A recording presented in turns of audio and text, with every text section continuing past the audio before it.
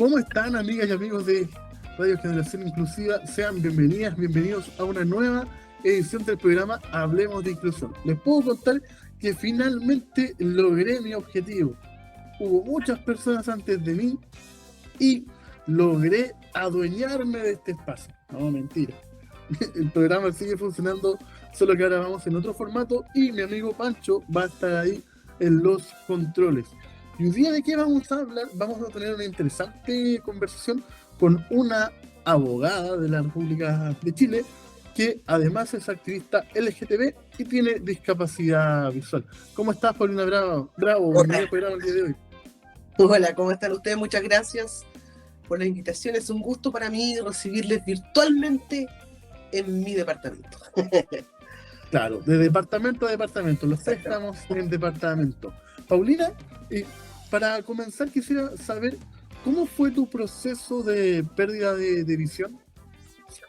La verdad es que yo fui diagnosticada como a los 4 o 5 años de edad con una retinitis pigmentosa. Entonces, la verdad es que el proceso fue bastante lento, un poco advertible para mí. Yo creo que me di cuenta en la adolescencia que veía menos que el resto. Me crié en el campo, en una parcela, con mis hermanos, con mis primos, por lo tanto, mi vida fue bastante regular. Y como a los 14, 15 años me di cuenta que efectivamente había cosas que se me dificultaban, pero eran muy pocas, principalmente en la noche. Esta retinitis se caracteriza por la ceguera nocturna, entonces en la noche yo me las arreglaba con el alumbrado público, con la luz artificial y podía seguir haciendo una vida bastante regular. Ahora en el campo hay bien poca luz casi siempre, entonces no era para mí un gran obstáculo. Y bueno, me movilizaba mucho en bicicleta, harto. Usaba harto la bici en el campo.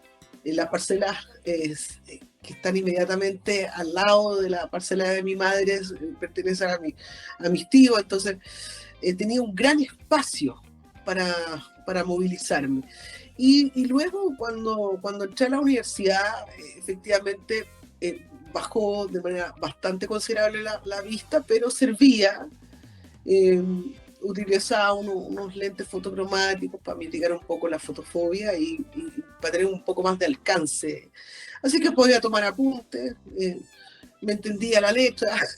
Los profesores no podían decir lo mismo, pero favorablemente, por lo menos en la Escuela de Derecho de la Universidad del Paraíso, que es donde yo estudié, la política de evaluación, por lo menos en esos tiempos, estamos hablando de 30 años atrás, era la de evaluar oralmente los conocimientos de los estudiantes, así que para mí tampoco era tan grave. La mayoría de mis compañeros rendían pruebas de manera bien parecida a la mía, entonces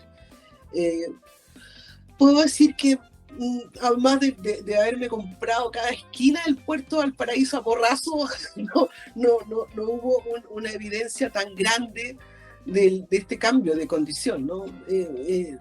Estaba bien preparada desde mi infancia para una pérdida de la vista que en cualquier momento podía llegar a mi vida. Entonces, además tenía otros problemas grandes, entre otros avanzar en la carrera, porque a eso sí que yo no estaba dispuesta a renunciar. Entonces, creo que el enfoque principal lo fijé en eso, en la carrera, y seguí nomás estudiando, adaptándome. Ya no podía escribir, por lo tanto comencé a grabar cassette, que eso se usaba en esos tiempos. No había... Explicarle a la gente, perdón por explicarle a la gente que los kioscos, los teléfonos públicos son obstáculos para las personas que no podemos ver, por cuanto el bastón te sirve de guía, de referencia en lo que está en el piso, pero lo que está a media altura, imposible. Entonces el teléfono público en su minuto era el enemigo número uno de las personas con discapacidad. Y escuchando todo el rato cuando tú hablas de las grabadoras, claro, yo también estudié con grabadora. Estamos hablando de una época pretérita al uso masivo de internet, de celulares, donde tampoco existían los ajustes razonables, el diseño universal del aprendizaje, una época donde parecía que las cosas eran un poco más difíciles que ahora, pero no sé si compartes conmigo, Paulina, que quizás antes el esfuerzo se premiaba más. como éramos pocos los que teníamos la posibilidad de acceder a la educación superior, era, entre comillas, un poco más fácil destacar, versus hoy que poco menos uno tiene que demostrar que el cartón que uno tiene no se lo regalan. Bueno, la verdad es que, por lo menos en mi experiencia personal, estuve constantemente batallando para mantenerme en un espacio académico, tanto por recomendación de muchísimos compañeros de universidad como de profesores y de autoridades de la universidad. Yo tenía que abandonar el buque. La verdad es que no me la hicieron fácil. Y yo terminé titulándome con una gran resistencia de la propia universidad. No era, por supuesto, el universo completo de académicos. Tuve profesores que estuvieron bien puestos de mi lado, ¿no? Pero hubo otros que me la hicieron bien compleja. De hecho, un profesor de procesal, me acuerdo que en alguna ocasión yo le reclamé porque mi prueba había estado bastante mejor que la de otros compañeros, y me dijo: yo a usted le tengo que exigir más, porque usted tiene que ser un ejemplo para sus compañeros. Y la verdad que desde ese momento, yo estaba bien chica, tenía 20 y algo, desde ese momento yo he sido una resistente a instituirme en un ejemplo para el resto de las personas. El ser un ejemplo para el resto es una carga tremendamente pesada, que creo que, por lo menos en mi caso, a mí no me corresponde enseñarle al resto cómo tiene que resistir la crueldad a veces de los sistemas y de las personas. Así que no me resisto a ser un ejemplo, y como me resistí a ser un ejemplo, seguí peleando porque mis evaluaciones fueran justas. Estamos conversando con Paulina Bravo, abogada. Vamos con una canción y continuamos con el programa. De vuelta en la conversación en este nuevo formato de Hablemos de Inclusión, donde yo estoy al mando y Francisco es mi fiel lacayo a cargo de los controles. Estamos conversando con Paulina Bravo, abogada, activista y persona con discapacidad visual, tiene ceguera total. Claro, Paulina, lo que tú recién describías es lo que se conoce como la cosificación, ¿no? Que las personas con discapacidad somos poco menos que milagrosos. Yo te puedo contar que en un momento, cuando recién empecé a conocer a mi señora, quizás proyectábamos mucha felicidad, entonces la gente nos paraba en la calle y me pedía los números del loto. Me los pidieron 4 veces. Capaz que alguien se lo ganó. Y es muy heavy eso, porque claro, uno lo puede contar como chiste, pero cuando uno no tiene la cabeza en ese tiempo es una presión tremenda, ¿no? Creo que es una injusticia muy grande imponernos la carga de instituirnos en un ejemplo, sobre todo cuando la sociedad todavía nos hace tan difícil la vida. Entonces, me recuerda siempre una canción de 31 minutos, la regla primordial, ¿no? Entonces uno va y cumple y dice: no, pero ahora estamos haciendo otra cosa, entonces tienes que venir con otro implemento, y llegamos con el otro implemento, y bueno, no, pero ahora ya ese implemento ya no te sirve porque estamos jugando a otra cosa. Entonces finalmente me parece que la sociedad exige mucho más de lo que ella misma puede rendir. O sea, no nos exigen a nosotros autonomía, cuando lo cierto es que vivimos en una sociedad que es cada vez menos autónoma. Las generaciones hoy día, lo puedo decir con conocimiento de causa, tengo siempre estudiantes en práctica en mi trabajo, y la verdad es que están cada vez menos autónomos. Y estoy hablando de personas que no presentan ninguna discapacidad. Entonces me parece que, y me va a perdonar el francés, pero es de un carerrajismo monumental exigirle a otro algo que yo no soy capaz de hacer. Claro que sí, eso lo podemos ver en cosas tan básicas como el Uber, ¿no? Ahora el uso del ChatGPT para revisar pruebas y ensayos y un tipo de sinfín de cosas. Tu vida va avanzando, por uno, tu avance por la carrera también, y llega la ceguera total. ¿En qué momento de tu vida te encuentra la discapacidad visual completa? Tenía como 24 años, más o menos. Sí, creo que tenía 24 años. Y bueno, la vida se puso bastante ruda. Principalmente, creo yo, por la oposición a una sociedad que a mí, por lo menos en mi caso particular, sentí que me expulsó de un espacio en el que yo me sentía pertenecer, al que yo me sentía pertenecer. Entonces, eh, y te expulsen de una gran ciudad amurallada y te manden a vivir como extramuro, es bastante rudo. Pero esa misma rudeza de la sociedad, por lo menos yo la recogí para eh, hacerla mía, ¿no? Y transformarme yo, capitalizarla. Capitalicé la rudeza con la que me trató la sociedad y me transformé en una chica ruda. Oye, ¿y cómo fue la búsqueda de encontrar trabajo? ¿Cómo fue tu experiencia en ese sentido?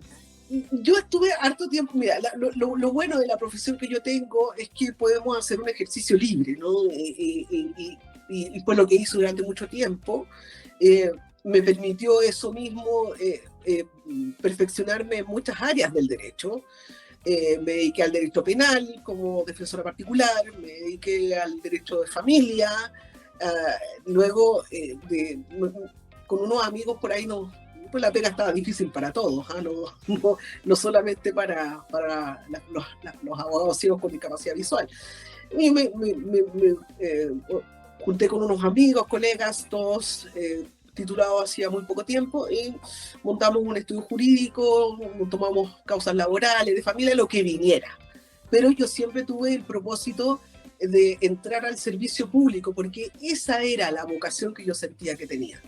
Y después de algún tiempo de búsqueda en todos los servicios públicos donde se ofrecían puestos de trabajo, me llamaron en el único lugar, desde el único lugar donde me llamaron para una entrevista fue en el Servicio Nacional de Menores en ese tiempo. Y trabajé en la Dirección Regional de la Sexta. Estuve trabajando en Rancagua, San Fernando, Santa Cruz, porque trabajaba en el Sename de la Sexta Región. Así que, mira, la verdad es que yo no me puedo quejar siempre he tenido una muy buena, he tenido buenas oportunidades laborales, incluso antes de titularme, tenía un profesor en la universidad que me permitía su firma, ¿no? Yo tomaba causas y él me ofrecía su firma para poder yo trabajar procurando y él patrocinando las causas. Y creo que fui muy afortunada porque un profesor de la Universidad del Paraíso, dos profesores, no uno solo, me honraron con su confianza porque creían también en mis capacidades profesionales. Y luego de trabajar un tiempo en forma particular, entré al servicio público, al Servicio Nacional de Menores, y después de eso, inmediatamente, yo terminé un 16 de noviembre de trabajar en el Sename y el 17 de noviembre, al decir al día siguiente, estaba contratada en la Corporación de Asistencia Judicial, donde trabajo hasta el día de hoy. Estamos conversando con la abogada y activista Paulina Bravo. Vamos con una canción y continuamos con el programa. De vuelta en la conversación, Paulina, y todo esto, todo tu periplo se da en el contexto de que no existía nada de ley de inclusión laboral, ni siquiera había cuota, ni nada de nada. Y te pregunto, como ciudadana y como abogada, ¿tú crees que es necesaria la ley de inclusión laboral? Mira, creo que sería necesaria una ley de inclusión laboral. Lo que tenemos hoy día no garantiza ningún derecho a las personas con discapacidad, a los trabajadores con discapacidad. ¿No? Impone más bien una obligación de cuota, de contratación, pero luego cuando las personas con discapacidad son vulneradas en sus derechos laborales, tenemos que recurrir como siempre al Código del Trabajo. La ley de inclusión laboral no es garantía de tener un trabajo tampoco. Obliga a un porcentaje, pero si no se cumple con ese porcentaje, el legislador también contempla ciertas alternativas para que el empresario obligado, y la empresa obligada a un determinado porcentaje pueda no cumplir con ese porcentaje pagando otras... Y eso es bien insólito, ¿no? Que tú puedas sortear el incumplimiento de una ley con una multa, igual es extraño, ¿no? Pero en Chile es así, a mí por lo menos me parece que es de lo más natural en Chile cuando las multas son tan bajas. De verdad que si lo pensamos desde una perspectiva de negocio, a veces, las más de las veces, resulta más rentable incumplir una ley, pagando una multa, que realizando los ajustes necesarios que permitirían un mejor acceso y mejores oportunidades también para las personas con discapacidad.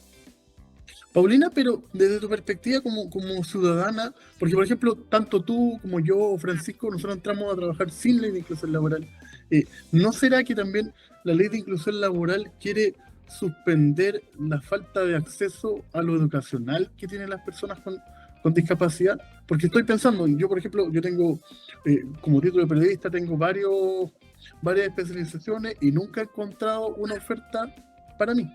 ¿No será que quizás la ley quiere esconder que la gente con discapacidad no tiene acceso al estudio? Bueno, yo la verdad es que no es tanta la confianza que le tengo al legislador chileno, así que en su espíritu, al momento de formar un cuerpo normativo, podemos encontrar harto rincón oscuro, ¿no? Probablemente puede ser. Ahora, tampoco podemos desconocer que hay muchas personas que no han tenido acceso a estudios profesionales, también por la enervante falta de oportunidades que en Chile tenemos respecto de las personas con discapacidad. Y probablemente esas normas, como la ley de inclusión laboral, que a mí me parece lo absoluto insatisfactoria, sí significa una oportunidad para un grupo importante de personas con discapacidad que no han tenido acceso a estudiar, ni siquiera a un estudio básico, como ocurre con las personas con discapacidad cognitiva, por ejemplo. Claro. O también en la falta de acceso total al manejo de habilidades blandas, porque de pronto uno se encuentra con adultos que en realidad tienen la mente, la vivencial de un niño, ¿no? Y en el fondo la ley le pide al privado que se haga cargo de algo que no lo hace el Estado, porque es cosa de ver el Servicio Nacional de la Discapacidad, cuánta gente con discapacidad trabaja allí. Sí, ahora, bueno, yo creo que para poder trabajar en un servicio público tienes que tener las competencias para hacerlo, porque yo soy muy respetuosa con la labor del Estado y creo que el hecho de presentar una discapacidad a nosotros no nos hace necesariamente expertos en determinadas materias. De hecho, basta que nosotros veamos las redes sociales y nos vamos a encontrar con un montón de activistas o que se autodenominan activistas por los derechos de las personas con discapacidad, y su discurso es absolutamente asistencialista. Entonces, y discordante con un pacto de derechos humanos que nos garantiza a nosotros los mismos derechos que tienen todas las demás personas. Entonces, claro, sin duda alguna, debiese existir un sistema de participación igualitario. Y deben aplicarse los ajustes razonables. Si tenemos un sistema de acceso al servicio público que no es accesible, difícilmente profesionales con discapacidad podrán acceder a los cargos, por ejemplo, de alta dirección pública. Claro.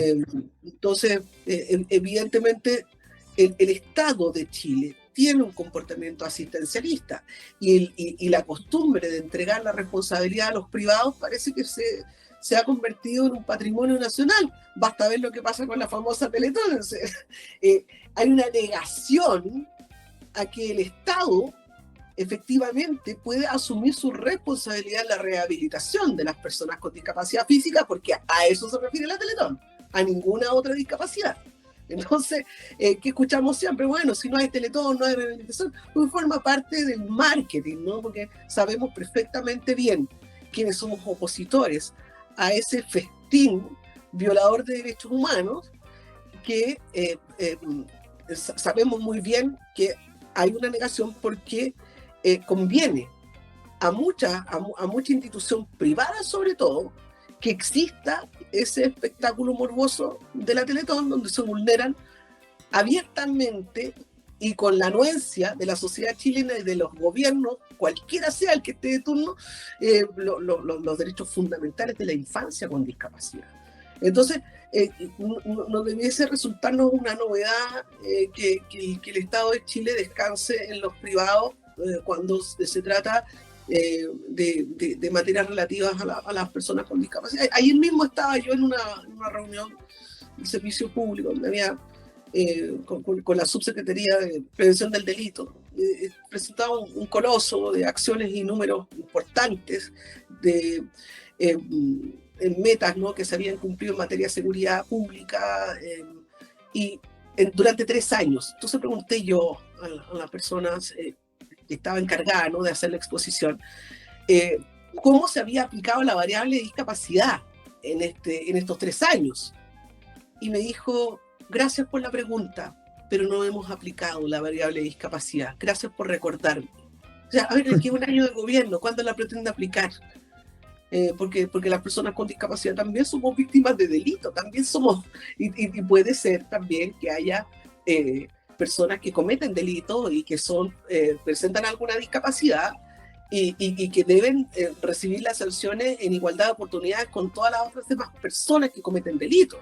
Entonces, una persona que comete un delito y que presenta una discapacidad y que es sancionada con una pena de cárcel, va a llegar a una cárcel que es absolutamente inaccesible, por lo tanto su castigo va a ser mucho peor que el de otros delincuentes que han cometido su mismo delito y que se les ha aplicado la misma pena, ¿no? Entonces ya, pena de cárcel, para usted va a estar encerrado, usted no tiene discapacidad, va a estar encerrado en una cárcel. El delincuente que presenta una discapacidad va a estar en una cárcel, pero va a estar en una cárcel donde además va a sufrir todas las consecuencias de la inaccesibilidad. Entonces, la verdad es que no se aplique la variable discapacidad en las políticas públicas, a mí me parece una aberración, un incumplimiento grave por parte del Estado de los pactos de derechos humanos que voluntariamente ratificado. Estamos conversando con la abogada Paulina Bravo. Acaba de pasar la penúltima canción del programa. Estamos en un nuevo formato acá de Hablemos de Inclusión, donde yo, José Ignacio Cuadra, quien les habla, está conduciendo, y Francisco Espinosa, el dueño del proyecto, está en los controles. Yo recién pensaba, Paulina, te puedo contar una historia que me pasó a mí. Yo hice todo el proceso para certificarme como gestor en inclusión, hice el curso, y cuando llegó el momento de buscar una entidad certificadora, no había ninguna que tuviera la prueba adaptada para discapacidad visual. Llamé a una empresa, Chile Alimentos, me acuerdo que el tipo me cortó la llamada y tuvieron que pasar como 6 meses para que una empresa lograra adaptar la prueba. O sea, entonces, ¿a qué voy yo? Que si el Estado piensa que nunca una persona con discapacidad va a llegar a mandar, porque por eso la prueba no está adaptada, ¿qué queremos lograr, no? Y ahí está un poco lo que dices tú, porque para uno como persona con discapacidad poder subir al nivel, poco menos uno tiene que ser un superhumano. No sé qué piensas tú.